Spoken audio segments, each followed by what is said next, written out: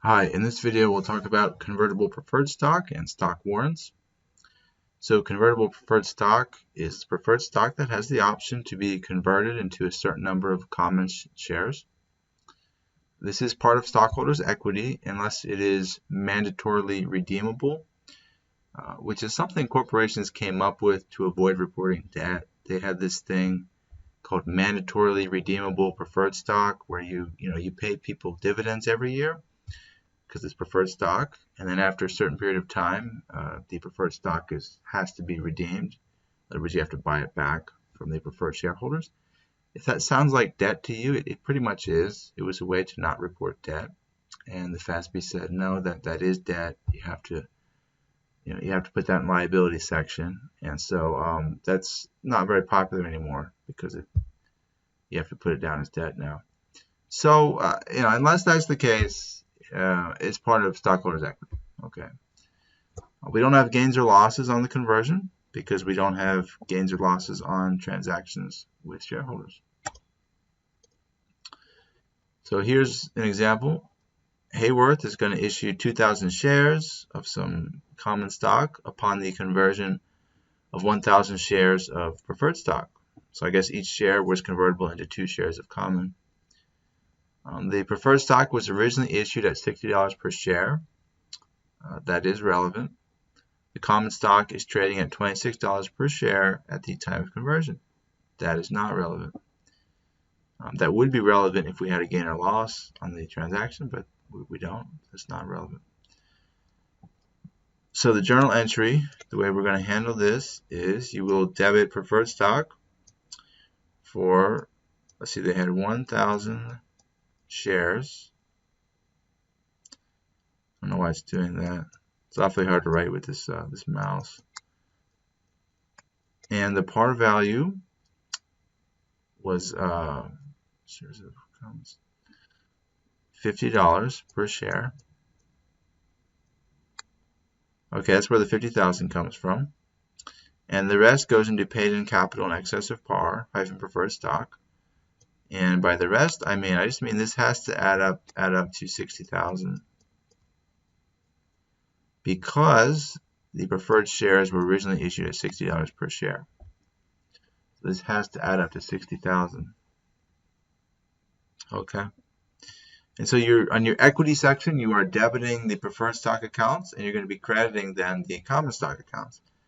And so you issue 2,000 shares at $10 each par value. So that's 20,000, and the rest of it has to be the paid in capital in excess of par hyphen common stock to make the debits equal the credits. And that's how you'd handle it.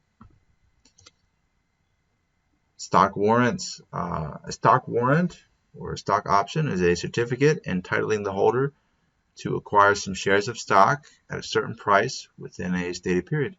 So it's like, hey, you can buy this company's stock at $32 per share for the next 5 years, say. There you go. That's a stock warrant. It can be issued with other securities. That's one situation. Sometimes you just have the right to subscribe to additional shares. For example, current stockholders have the preemptive right to buy additional shares when they're available. So if a company has a seasoned equity offering, the first people that have the right to buy those new shares are the current shareholders. Or the third reason would be stock compensation plans. Very common. Top executives get stock options. And we're going to cover these situations in order. Let's talk about issuing stock warrants with other securities. Generally, we're talking about 5 years, could be 10-year period of time where you can buy the stock at that price.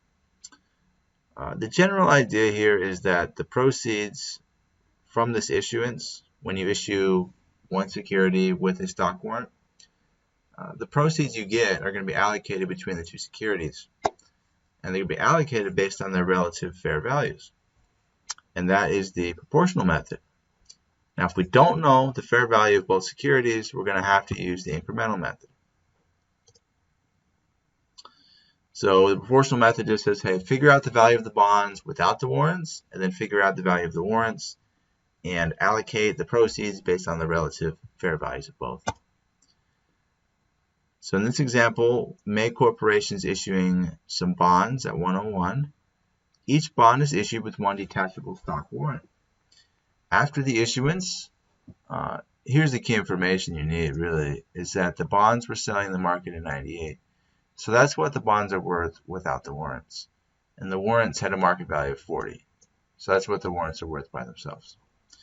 So now you know the value of both by themselves. You can solve the problem. Here they don't actually tell you directly how much money you got, but you can figure it out. They were issued at 101. So 2,000 bonds times 1,000 times 1.01. And you're going to see that you got $2,020,000. Okay. Now we're going to make a little chart here with our two securities. We got the bonds, we got the warrants. And this is how it's going to look. 2,000 bonds at $1,000 face value by themselves worth 98. Okay. 2,000 warrants by themselves worth 40. So the total fair value of the bonds is 1.96 million then, right? And the total fair value of the warrants, see, 2,000 times 40, which is 80,000. So out of a total value of 2.04 million, the bonds, their proportion of that total fair value is actually 96%, leaving the warrants with about 4%. Okay, so of the 2.02 million you received, 96% of it will be allocated to the bonds and 4% to the warrants. Make sense? And that's how that works there. Okay. What's interesting here is that you've issued this at a premium, it would seem. You issued the bonds at 101. However, as we do the journal entry, you're going to see you did not issue it at a premium, but in fact a discount. Why is that?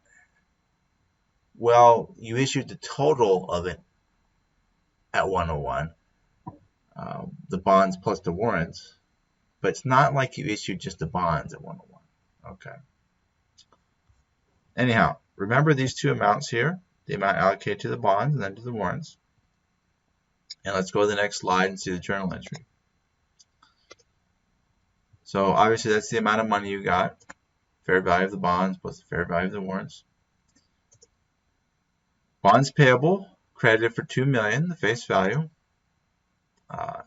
You remember the amount allocated to the warrants. That goes into an equity account called paid-in capital - stock warrants. That's where it goes for now, guys, when you issue stock warrants, okay? They're outstanding right now. When the users exercise them, we'll discuss that later, but right now it's in an equity account called paid-in capital - stock warrants for the fair value of the warrants. And you have a discount on the bonds payable. And you study the journal entry, you see that has to be the case. And if you go back and look at the previous slide, you see the amount allocated to the bonds. It's less than the face value then, huh? It's less than the face value by 60,800, which is exactly the amount of the discount, 60,800. Okay?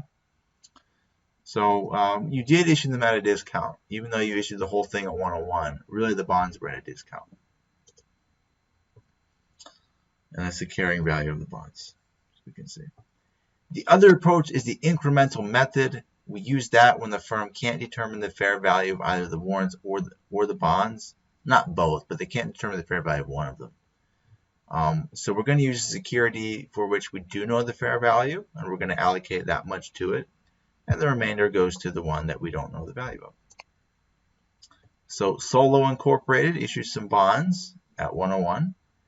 Each bond came with one detachable stock warrant. After the issuance, the bonds were selling in the market at 98. Okay, so we know the fair value of the bonds. The market price of the warrants without the bonds cannot be determined. So we got to use the incremental method. So here's what we do. Pretty simple. We have no idea what the warrants are worth.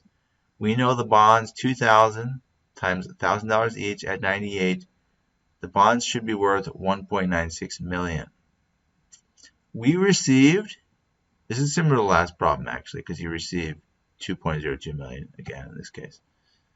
$2.02 million. So of that amount, $1.96 million will go to the bonds, leaving $60,000 for the warrants. Okay. And so the journal entry is like so.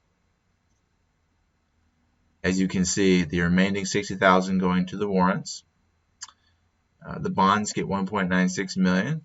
As you can see here, collectively, you see the $2 million minus the 40 is $1.96 million. And that's how that works. Okay.